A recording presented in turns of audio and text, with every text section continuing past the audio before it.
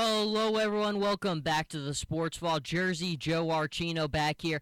And I think an interesting conversation that's always worth having is who is the greatest center of all time in NBA history? Clearly, the league has seen its fair share of talented big men over its patented history. But who is the greatest of all time? It's always a good debate. ESPN just the other day came out with their list where they ranked their top 10.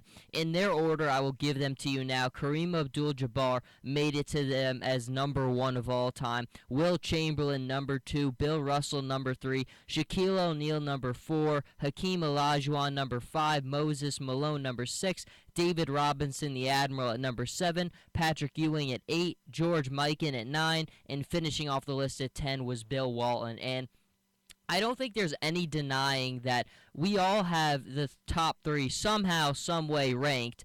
That always differs. Bill Russell, Wilt Chamberlain, and Kareem Abdul-Jabbar. And obviously, the thing that kind of makes it difficult for Bill and for Walt to kind of separate them and compare them with these other guys is their game was so much different than a guy like Kareem's was, or Shaq's, or Hakeem Olajuwon. I mean, when these guys played in the NBA, there was only 8 teams. There was not the amount of athleticism we've seen. I mean, Bill Russell won 11 championships in a row. Just something that's just incredible and a testament to just how great that he was. Bill Russell and Wilt, I think, were products of where the game was as much as talented as they were. But again, there's only 2 players in NBA history who I think have changed the game from an athleticism standpoint. I think that's LeBron James, and I think that's Wilt Chamberlain. I don't think that we've ever seen a player dominate the game because of their versatility from a physical standpoint since him. And I mean, just the fact that he averaged 50 points a game in a season, averaged 25 rebounds a game in a season, the only player in NBA history to ever score 100 points in a game.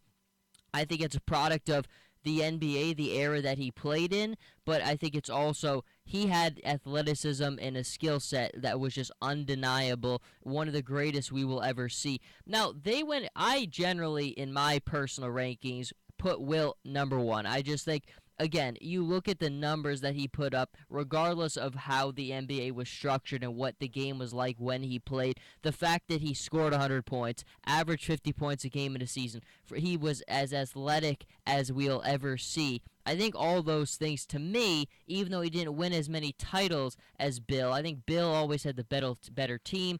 Bill was still as good as they'll ever be built, but I still think he had the better teams, he had the better coaching than Wilt had, and he certainly had more stability on his side than Wilt ever did. But Kareem is an interesting one because we look at Kareem when he kind of came into the NBA with the Milwaukee Bucks. A lot of people always remember him for his Laker days, but he in fact did win an NBA title with the Milwaukee Bucks.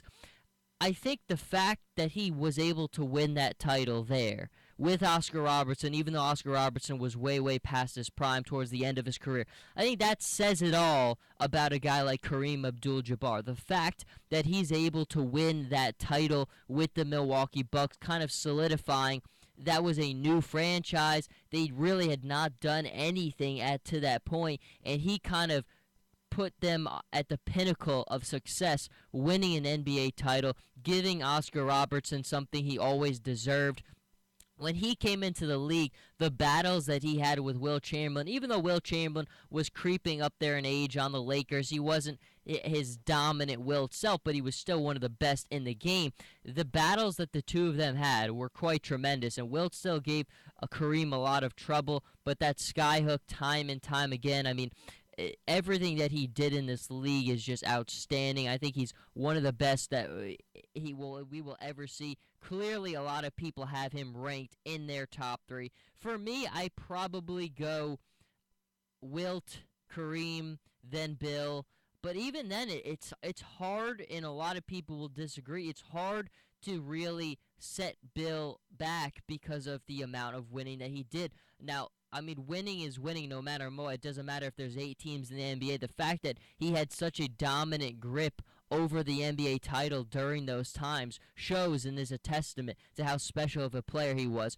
But we've really focused a lot on those three, and I think we all kind of agree those are in our top three, regardless of where you have them ranked. You go on to Shaquille O'Neal and Hakeem Olajuwon. I mean, look, if Shaq was able to hit free throws, he'd probably be the leading scorer in NBA history. I mean, I think another mark of a legend is, did they change the game? And there's no question, Shaquille O'Neal changed the game of basketball. The rules, I mean, teams fouling him intentionally just because they couldn't stop him any other way. I mean, just the imposing force that he was, just how effortlessly he controlled the the front part of the court. His presence alone is something. I mean, you look at Lawrence Taylor in football, how he changed the game. You look at Shaquille O'Neal in basketball, how he changed the game. I mean, we see the strategy employed now for players like a Dwight Howard, like a DeAndre Jordan, where you just send him to the free throw line. But it's still, I don't think that there's ever been a player who instilled more fear and made teams resort to that so much. I mean, it's called the Shaq rule. He really set that precedent with how good he was. I might put Hakeem Olajuwon just a notch above Shaq, only because I think Hakeem Olajuwon had such a dynamic skill set for a center. I think he's probably the first dynamic center we've ever seen play in NBA history. I mean, just the way that the moves that he could make, he probably had a little bit more range than a lot of these other guys did. I mean, the dream shake, the things that he could do physically with his sliding his feet are remarkable. He could hit so many of those mid-rangers. I mean, Hakeem Olajuwon, I think for me, I might put a little bit above Shaq, but even then, again, it's so hard to differentiate because I think up to 8 and even up to 8, I would say maybe all those guys are very hard to differentiate. Then you go to Moses Malone, fo. I mean, the guy was as good as we will ever see. I mean, the battle. I mean, taking the Sixers to the NBA Finals, losing to Larry Bird's incredible Celtic team. But that Sixers team did not have a lot of talent. I mean, Moses Malone, he was an incredible player in the ABA. He did it all in the NBA. The guy was as good as it gets. I mean, just a probably one of the first guys where, you patent the word double-double machine. David Robinson, the Admiral. I mean, again, I've probably watched the YouTube highlight clip of him scoring 71 points against the LA Clippers 1,000 times. The moves that the guy had, I mean, it really kind of, again, so a lot of these guys put the stamp on NBA franchises. I think Kareem Abdul-Jabbar put the stamp on the Milwaukee Bucks. I think you look at a guy like David Robinson and then what Tim Duncan later carried on, I think he put the stamp on the San Antonio Spurs, and then Tim Duncan has certainly helped keep that stamp pressed on pretty hard. You go then to number 8, Patrick Ewing, again, probably the greatest Knick of all time. I mean, Clyde Frazier, he was fantastic. The Knicks have had some good players, but I mean, Patrick Ewing, just the dominance that he displayed.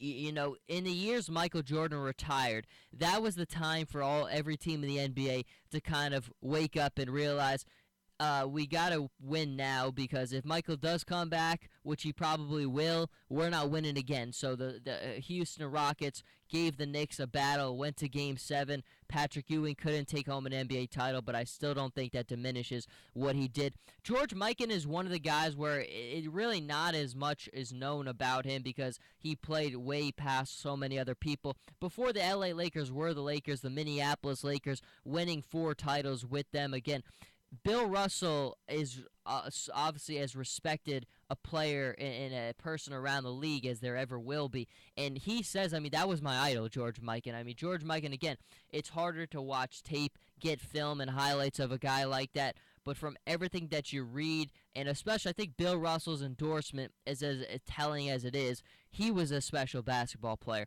And then finally finishing the list, Bill Walton.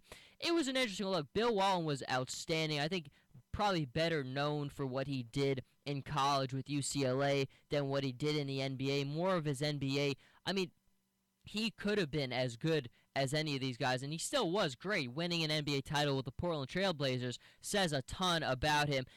But injuries always kind of were the defining thing for him in the NBA. Really never had a solidified healthy season. but he did win an NBA title. When he was healthy, he was as good as it gets. He went and joined the Boston Celtics, which again you see as a perfect fit for a guy like that. But I think for the most part, they hit the nail on the head with this. I think 1, 2, and 3, it's obviously Kareem, Wilt, and Bill Russell. I don't really care what order you put them in. Those guys were as good as it gets as anybody on this list. But it's always a fun discussion to have, as it is all time. But until next time, this is Jersey Joe Archino here with the Sports Vault. You can follow me on Twitter at Joe Archino, on Instagram Jersey_Joe_Archino, and we'll be back next time.